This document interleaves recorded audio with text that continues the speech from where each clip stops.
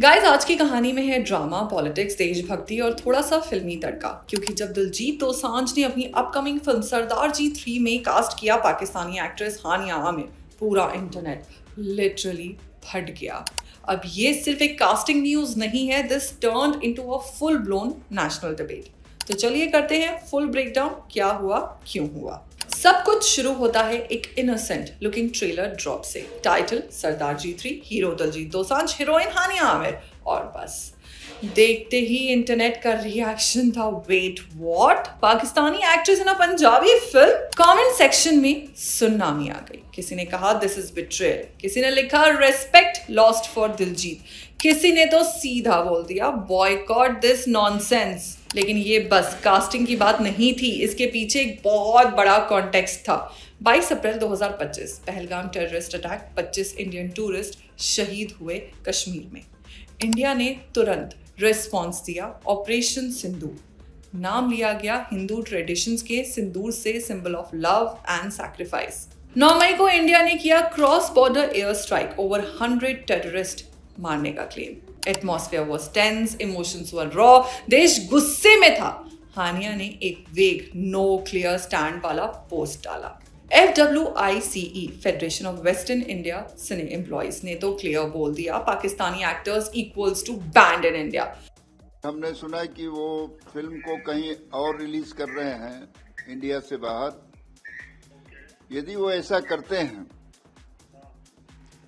तो हम उनको और उनके प्रोड्यूसर को हमेशा के लिए बैन करेंगे।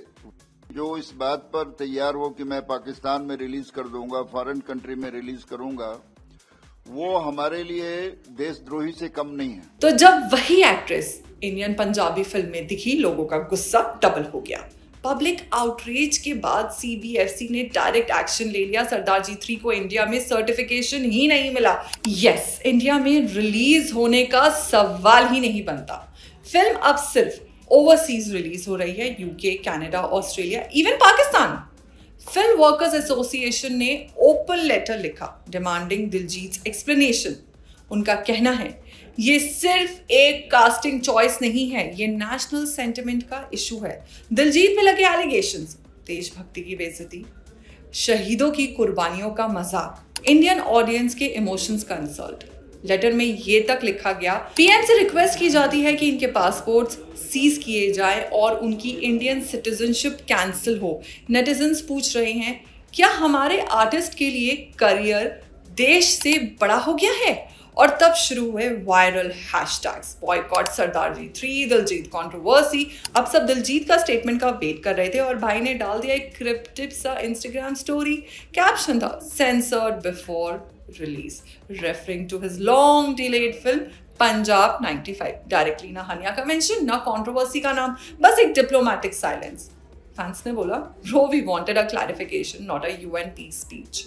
तो अब सवाल ये है, क्या क्रिएटिव फ्रीडम का मतलब ये है कि नेशनल सेंटिमेंट्स इग्नोर कर दे? क्या दिलजीत जैसे सुपरस्टार को ज्यादा रेस्पॉन्सिबल नहीं होना चाहिए था? या फिर सच में आर्ट हैज नो बाउंड्रीज? जब देश का मूड सेंसिटिव है, क्या पाकिस्तानी एक्टर्स को इंडियन प्रोजेक्ट से दूर नहीं रहना चाहिए? ये सिर्फ एक पर्सनल ओपिनियन नहीं, पब्लिक सेंटिमेंट का मामला है।